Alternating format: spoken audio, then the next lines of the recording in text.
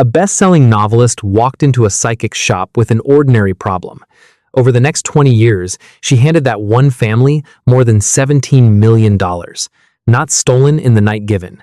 Willingly, payment after payment, each one meant to fix a problem the last payment had somehow created. She wasn't stupid. She wasn't uniquely gullible. She was standing inside a machine older than money, and today, that machine is perfectly legal. Here's exactly how it works. Picture the thing you think you're buying: a dim room, a deck of cards, a stranger who somehow seems to know you a little too well. $20, maybe $40. A bit of fun, a bit of comfort, a story about your love life you half believe on the walk home. That's the reading. That's the product on the sign in the window. But the reading was never really the product. Look closely at that 20-year receipt, at the $17 million paid out in installments, and you'll notice something the sign never mentions. You're not paying for an answer. You're paying for a reason to come back.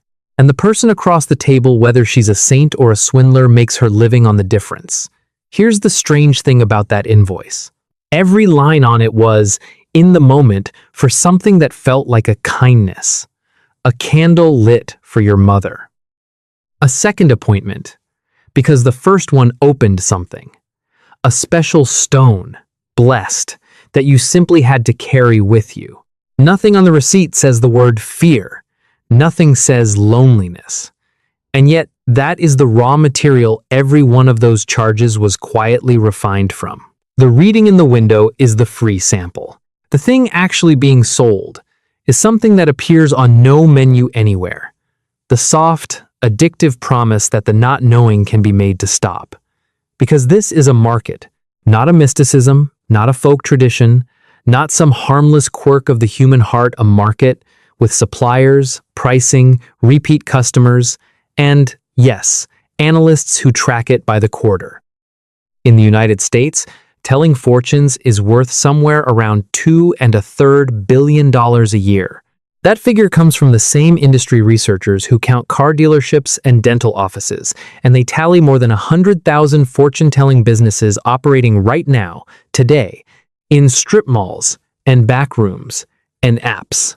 No factory, no warehouse, no inventory that ever leaves the room. And remember, that $2 billion figure is almost certainly the polite version. Fortune-telling is a cash trade, run out of living rooms and folding tables and direct message inboxes that no analyst will ever tally. The measured market is only the part that files taxes. The real one is larger, quieter, and impossible to fully see, which, as you're about to find out, is not a flaw in the business. It is the entire operating principle. So where does $2 billion come from if nothing is ever actually sold? It comes from a need, the oldest one there is. The need to know. Will he come back? Will the money be okay? Is the lump nothing? Does my life mean what I hoped it meant? And a market that runs on that need sorts its customers into three piles. Some walk out lighter, comforted, and never think about it again. Some come back a little too often, and a few are slowly, expensively taken apart. By the end of this, you'll understand which of those three the business is actually engineered to produce, and I'll tell you now, it isn't the first one. Here is the line to keep in your head, because everything downstream runs on it. A closed case pays once, an open one pays forever. Start with what's actually changing hands, because it is not a prediction. When a reader says something true about you, something that lands, that makes the hair on your arm stand up, they haven't uncovered your secret. They've handed you a sentence built to fit almost anyone, and let you quietly do the fitting yourself. In 1949, a psychologist ran the cleanest possible demonstration of this. He gave a room of his students a personality profile, told each of them it was uniquely theirs, drawn from a test they'd just taken, and asked how accurately it described them. On average, they rated it 4.26 out of 5, nearly a perfect score. Every single student had been handed the identical paragraph, stitched together out of lines lifted from a newsstand horoscope. Read that number again and feel what it's telling you. You have a great deal of unused potential you have not turned to your advantage. At times, you are outgoing and sociable. At other times, you are guarded and reserved. The same words felt tailor-made to nearly everyone in the room. That is not a con, a clever crook invented in a back alley. It is a feature of how human beings hear themselves. We reach out and grab the vague thing and make it specific, because we are the most interesting subject we know. A skilled reader simply learned to run that live, in real time. Open wide and general. Watch your face. Keep whatever makes you lean in. Quietly let go of whatever makes you frown.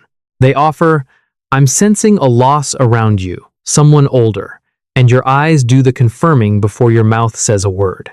They notice the pale band of skin where a ring used to sit. They notice the good coat and the worried hands.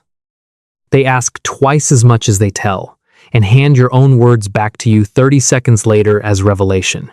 None of this requires a single supernatural thing. It requires attention, patient, total attention, and most people are so starved of exactly that, they will mistake being watched closely for being known deeply. And here is the honest part. The part the cynical version always skips. A great many of these readers are not scheming at all. They believe. They feel the click of a good session as genuinely as the client does, and they walk out certain they helped someone today. The unsettling truth is not that the room is full of villains. It's that the machine works just as smoothly when nobody inside it thinks they are running one. So follow the money, not the mysticism, the money, and watch a $20 curiosity turn into a career, and sometimes a fortune. It starts cheap because cheap is the doorway. The first reading is a sampler. Warm, flattering, uncannily on target. And this is the crucial part, deliberately unfinished. A good reader never closes the file. She opens it. There's something around your finances I can't quite bring into focus. We'd need another session to see it clearly. There's a heaviness sitting on you.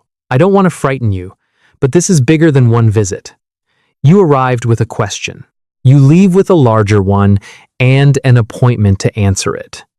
Now watch the staircase, because every step is engineered. Session 2 is no longer $20. It's a deeper reading, and it costs more. Then it's candles that must be lit on your behalf at a price over several nights. Then it's a crystal that has to be purchased, or a piece of ongoing energy work billed weekly, or a cleansing that stretches over months, because these things, you understand, cannot be rushed. Every step is small. Every step is sold not as an upsell, but as a rescue, the necessary fix for a problem the previous step just revealed. That is the quiet engine of the whole trade. The cheapest reading is, with grim reliability, the most expensive one you will ever buy. Precisely because the cheapest reading is the one designed never to end. Now industrialize it. Strip away the dim room and the incense, and keep only the mechanism, and you get the psychic hotline. In the late 1990s and early 2000s, one network of pay-per-call psychic lines ran that entire staircase at national scale, fronted by a television character who urged you, in a warm Caribbean accent, to call her now for your free reading. The reading was free the way the first one is always free. What the commercials were quieter about was the toll number you got routed to at nearly $5 a minute, and the meter that began the instant a psychic said hello and kept running while they took their unhurried time getting anywhere near your future. When federal regulators finally moved on the operation in 2002, the scale came into daylight. Something close to 6 million people had called. They'd been charged an average of around $60 apiece. And to settle the case, the operators agreed to walk away from roughly $500 million in charges they were still trying to collect. Sit with the shape of that for a moment. 6 million people. A free reading that quietly metered their loneliness by the minute. Not one of those 6 million woke up that morning intending to be a mark. They thought they had a question, and a kind voice on the other end of the line who might, just might, have an answer. The business did not need them to be foolish. It needed them to keep the line open because a closed case pays once, and an open line pays by the minute. And look at who was really working that meter. The readers on those lines were very often paid by the minute themselves, a slice of every dollar the clock ran up. which means the kind voice you'd called for guidance had a direct, personal, financial reason to slow down, to circle, to let the moment deepen before drifting anywhere near a straight answer. The incentive was never to help you quickly. The incentive was to keep you talking. You were not the customer being served. You were the resource being metered, and the longer your worry lasted, the more it was worth to everyone on the line except you. There is one more mechanism, and it is quietly the strongest of them all. The money you have already spent. Once you've paid for 3 sessions, walking away no longer just means abandoning the problem. It means admitting the last 3 were wasted. So you book a 4th to protect the first 3. Every payment makes the next one easier and leaving harder. The trap was never really the reading in front of you. The trap is the receipt behind you, growing heavier with each visit, whispering that stopping now would make a fool of the person you were last month. And this is where it pays to be honest about the limits of the outrage, because scam is too small a word and it misreads the machine. A great many of the people feeding that meter were not defrauded in any sense a court could name. They got precisely what the sign promised: a voice, some attention, a story about tomorrow, and they came back for more of it on purpose. The genius of the model isn't that it steals, it's that it sells something real enough to crave again, and vague enough that it can never quite finish delivering. Outright fraud is only the extreme edge of this business. The business itself is legal, ordinary, and sitting in a strip mall about a mile from wherever you are right now. Which brings us to the one thing the entire industry would prefer you never fully work out. If a fortune teller were genuinely good at telling fortunes, if the predictions were specific and checkable, and reliably came true, the business would collapse overnight. Follow it through. A true answer ends the relationship. You will marry a man named David in June. 2 years from now either happens or it doesn't, and either way you stop paying. Accuracy is a closed case. Accuracy pays exactly once. So the money was never in being right. The money is in staying open. The most profitable reading in the world is the one that resolves absolutely nothing, the one that answers your question with a richer, deeper, foggier question. It takes, will he come back to me? And returns, there is an old energy tangled around your path, and clearing it is going to take time and care and more than one session. The product is not the prediction. The product is the loop. And the operators who truly understand that aren't in the fortune business at all. They are selling you a relationship you cannot verify, and therefore can never finish. Watch how neatly that inverts an ordinary business. In an honest trade, a satisfied customer is the entire goal. You fix the car runs, the customer drives off happy and tells a friend. Here, a fully satisfied customer is a catastrophe, because satisfaction means the question is closed and the paying is done. So the craft bends the other way. The best reading leaves you a little more unsettled than you walked in, but unsettled in a hopeful direction. The problem is real. The problem is serious. And the good news is that she, specifically, is the one who can help you work on it. Comfort and fresh anxiety, delivered in the very same breath, on a loop. The comfort is what keeps you coming back. The new worry is the reason you're allowed to. Take that logic to its cruelest possible end, and you arrive back at the novelist from the opening of this video. Over roughly 2 decades, a single Florida family took more than $17.5 million from their clients. And among those clients was a wildly successful romance author who trusted them with her life. The signature move was almost elegant in its viciousness. Your money, they explained gently, was cursed, tainted, spiritually dangerous, the very thing blocking your happiness. Hand it over so it can be cleansed, and it will be returned to you pure. It was never returned. Each payment solved the crisis the previous payment had manufactured, and each solution quietly opened the next one. When it finally reached a federal courtroom, the woman at the center of it was sentenced to about 10 years in prison. Now look at what that scheme actually was, underneath the horror. Not a wrong prediction, a perfectly engineered open loop, Run with the brakes cut. The convicted fraudster and the sincere corner tarot reader are working the exact same physics, a question that gives birth to the next question, and the only thing that differs between them is the throttle. That is the flip. You walk in believing you're buying an answer, and the entire economics of the thing depend on you never, ever receiving one. A closed case pays once. An open one pays forever, and the whole trade, from the $20 palm reader to the $17 million fraud, is nothing but the art of keeping the case open. So what could actually kill a business like this? On paper, the answer is almost insultingly simple. Prove it isn't real. Expose the trick, and the market should evaporate.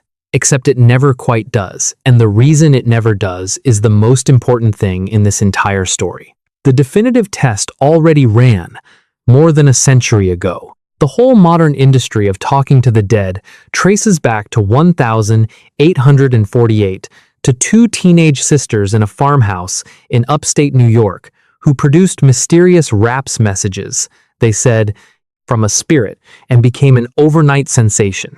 Within a single generation, spiritualism had swelled into a movement with millions of followers across 2 continents. Paid mediums, respectable seances held in respectable parlors, an entire economy of contacting the departed for a fee.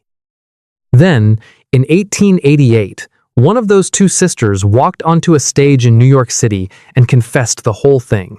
In front of a packed house, she demonstrated exactly how they'd done it by cracking the joints of their toes to produce the raps, a childhood prank that had, decades earlier, escaped them both and turned into a religion.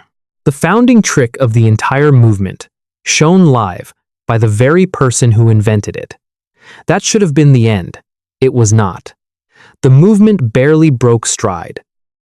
And here is the detail that tells you everything you need to know about this business. The sister who confessed later recanted her confession and went back to giving readings, because by then, the truth paid considerably worse than the lie. Exposure, prosecution, live confession, the occasional prison sentence. The machine absorbs all of it and grinds on. The psychic hotline paid its $500 million settlement, folded, and the pay-per-minute model simply migrated into smartphone apps. Individual fraud cases put individual people away and leave the trade itself entirely untouched. And once you see why, you can never unsee it. Debunking fails because debunking attacks a claim the business was never really making. It was never selling verified predictions.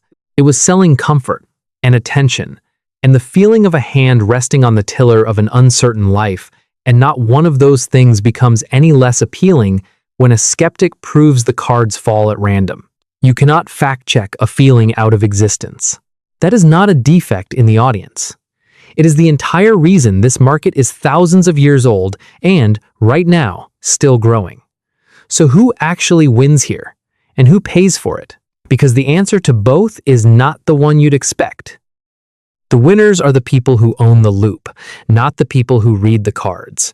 The corner reader clears a modest living rent, groceries, a little more. The real margin pools upward, exactly as it always has in this trade. Into the networks, the pay-per-minute platforms, and now the app companies matching millions of anxious users to on-demand advisors, taking a clean cut of every single billed minute while never once sitting at a table. The person with the deck is the cover charge. The system routing the traffic is the business. That has been true from the temple to the hotline to the phone in your pocket. And who gets ground up? Not the gullible. That word is a comfort we tell ourselves so we can feel safely on the other side of the glass. The people this machine finds are simply the people caught in an open moment. The recently bereaved, the freshly heartbroken, the frightened, the ones lying awake at 3 a.m. over money, or a diagnosis, or a child who has stopped calling home. The novelist wasn't a fool. She was in genuine pain, and someone offered, warmly, to hold it for her. The 6 million callers weren't idiots. They were awake in the dark with a question and no one else left to ask it. The machine does not hunt for weakness. It hunts for wanting, and every last one of us, sooner or later, wants desperately to know how the story turns out. That is the part worth sitting still with. There is no clean, bright line between the Marks and the rest of us. The same ache that fills a psychic's appointment book is the ache that makes you refresh a text you already know won't come, or read one more horoscope you swear is just for fun. The industry didn't create that hunger. It just built the sturdiest storefront in human history directly on top of it. So hold two things at once, because both of them are true, and the whole point collapses if you drop either. The comfort is real. The person who walks out of a reading feeling seen, feeling a little steadier, feeling less alone with everything they cannot know that relief is not fake, and the need underneath it is as honest as any need a human being has.